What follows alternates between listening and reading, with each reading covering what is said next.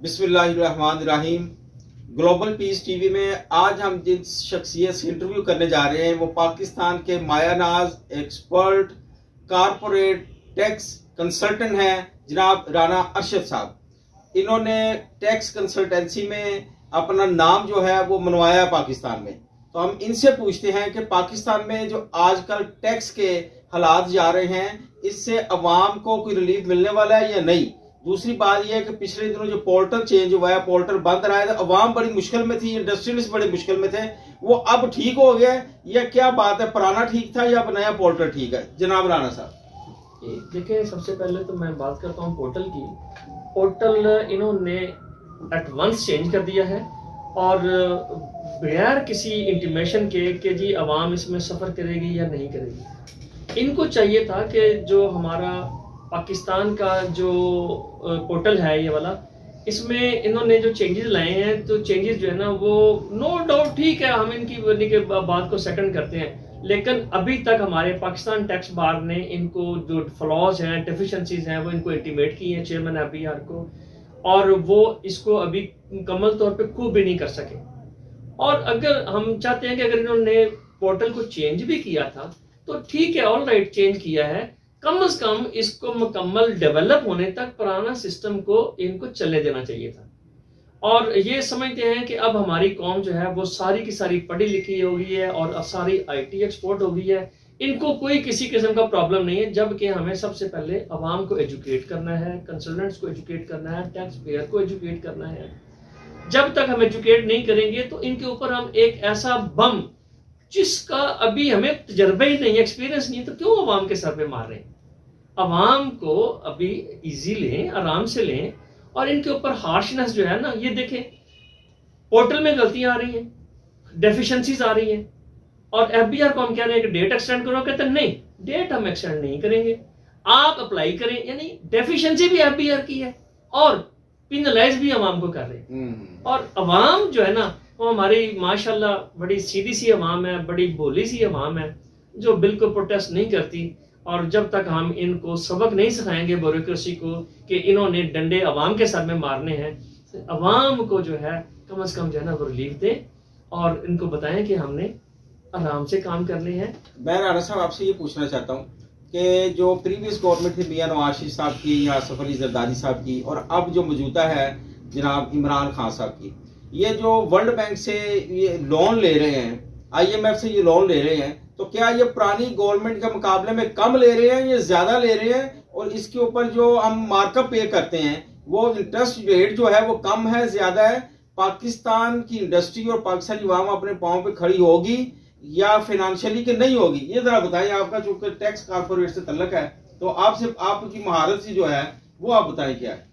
देखिए जी, जहां तक तो हमें IMF से कर्ज लेने का तल्लक है, वो हमारी प्रीवियस गवर्नमेंट्स भी और प्रेजेंट गवर्नमेंट भी ये ना मजबूर हो गए हुए हैं कि हम अपने इजी कम इजी को, हम अपनी मेहनत करते नहीं हैं और लोन लेके अपने घर को चला रहे हैं। मुल्क को चलाना, घर को चलाना एक ही बात है, हम लोन पे लोन लिए जा रहे हैं।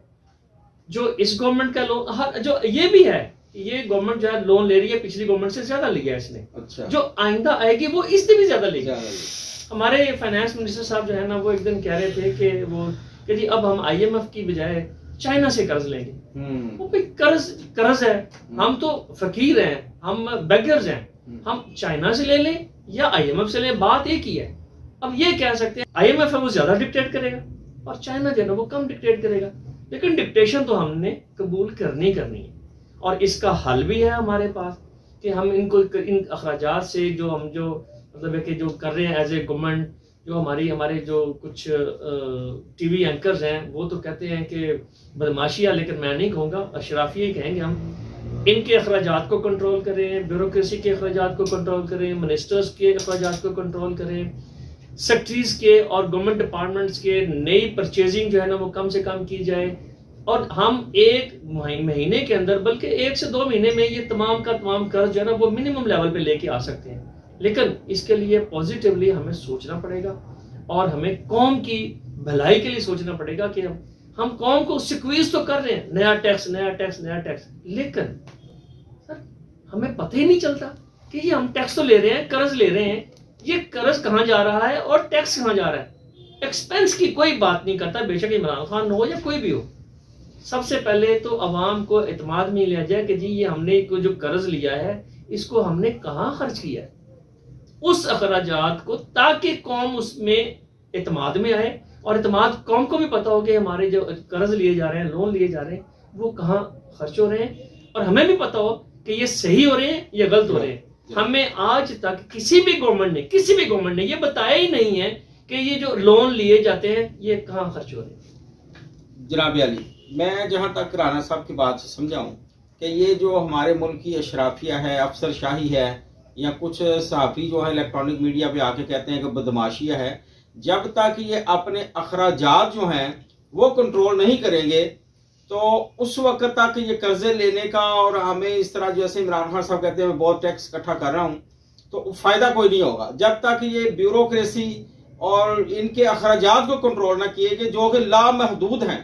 बड़ी बड़ी इनके महल हैं, कोठियां हैं, सरकार ने दिए हुए हैं, एकड़ों पे मुहित हैं, और उनके अखराजात ही बहुत ज्यादा हैं। दूसरा, मैं राना साहब आपसे ये पूछना चाहता हूँ, आप ये जरा बताएं, हमारी इंफॉर्मेशन में इजाफा करें कि जो ये 22-23 करोड़ अवाम में से ये जो 20-25 लाख लोग टैक्स दे रहे हैं, जिनमें हम भी शामिल हैं, तो क्या सारा टैक्स इन्हीं पे लागू होता है, इन्हीं पे सख्तियां होती हैं, इन्हीं को दबाया जाता है, इन्हीं से अनऑफिशियल पैसे लिए जाते हैं? तो नए टैक्स पेयर भी आ रहे हैं कि कुछ और भी किसी पे वजन डलेगा? ये मुल्क का टैक्स इतने कम लोग क्यों देते हैं, तो ज्यादा लोग कैसे इसमें एंटर हो सकते हैं? जनाब देखिए, आज ही प्राइम मिनिस्टर की स्टेटमेंट आई है कि 22 करोड़ अवाम में से 20 लाख आदमी जो है ना वो टैक्स पे करता है। It is completely wrong, it is madness on the part of government कि ये कहना कि जी 22 करोड़ अवाम टैक्स नहीं दे रही। I am to say this thing कि जनाब यहाँ पाकिस्तान में हर वो बच्चा is yet to born is paying tax, और जहां तक 22 करोड़ कहते हैं टैक्स नहीं दे रहे, और भाई कैसे नहीं, क्यों झूठ बोलते हो? टैक्स दे रहे हैं, बिजली पे टैक्स दे रहे हैं, खाने पीने पे टैक्स दे रहे हैं, मोबाइल पे, टेलीफोन पे। अब वो ये कह रहे हैं कि गाड़ियों की लग्जरी गाड़ियां हैं, लग्जरी हाउसेज हैं लोगों के पास, वो टैक्स नहीं दे रहे। वो भाई क्यों नहीं दे रहे? अगर किसी के पास लग्जरी गाड़ी है, उसने खरीदते वक्त उन्हें एडवांस टैक्स नहीं दिया, अब वो गाड़ी चला रहा है, पेट्रोल के ऊपर वो टैक्स नहीं दे रहा, अगर वो मेडिसिन ले रहा है टैक्स नहीं दे रहा, हर चीज के ऊपर कोई ऐसी चीज नहीं जिसके ऊपर वो टैक्स नहीं दे रहा। ये कहते हैं ना कि 22, तो सर पाकिस्तान का एक एक बंदा, गरीब से गरीब रेडी वाला भी टैक्स दे रहा है। रीजन भाई, रेडी वाला जो है वो मोबाइल इस्तेमाल करता है, वो आने जाने के लिए ट्रांसपोर्टेशन करता है, सारे के ऊपर वो टैक्स दे रहा है। हाउ दे कैन से कि 22 करोड़ अवाम टैक्स नहीं दे रही? हर चीज अगर नहीं दे रही तो ब्यूरोक्रेसी नहीं दे रही, अशराफिया नहीं दे रही, जो उनकी लाइबिलिटी बनती है, जो उनका ड्यू टैक्स है, that is not paid by them. अवाम तो दे रही है टैक्स। और एक और जो चीज ये कहते हैं ना जी हमने बिजली महंगी कर दी है, वो कम यूजर वाले जो हैं, वो कम यूनिट इस्तेमाल करने वाले, उनके ऊपर बोझ नहीं पड़ेगा, फलां पे बोझ नहीं पड़ेगा, इसके this is also again I will say this is madness.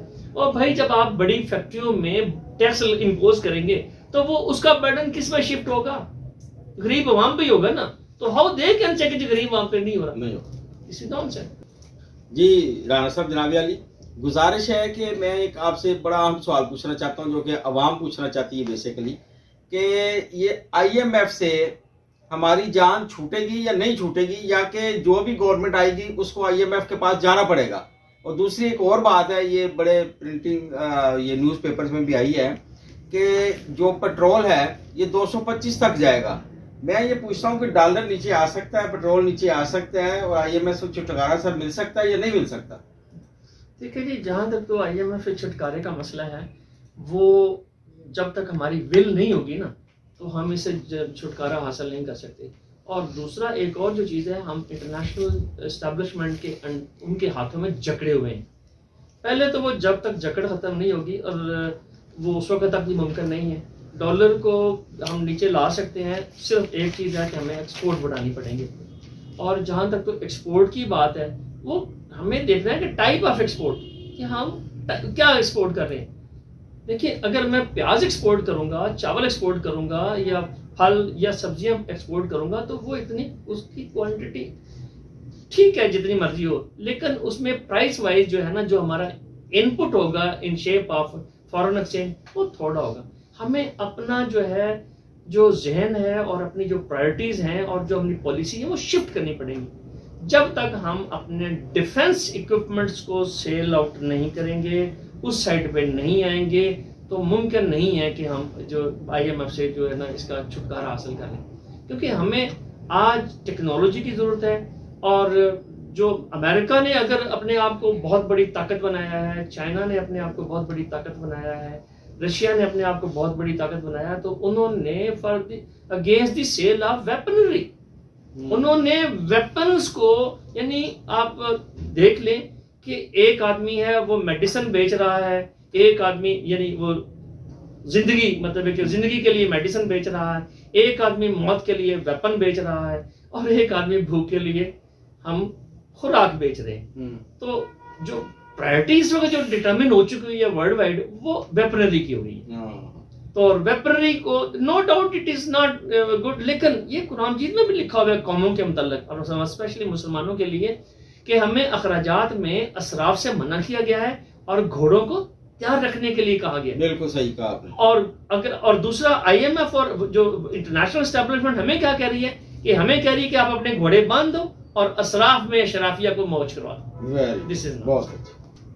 लो जी राना अरशद साहब, थैंक यू वेरी मच। आपने बहुत अच्छे पॉइंट्स जो है वो राइज किए हैं, और उम्मीद है कि ये प्रोग्राम हमारा इमरान खान साहब भी सुनते हैं, वो ट्वीट भी करते हैं हमें कभी कभी, और हमारे ट्वीट्स भी सुनते हैं।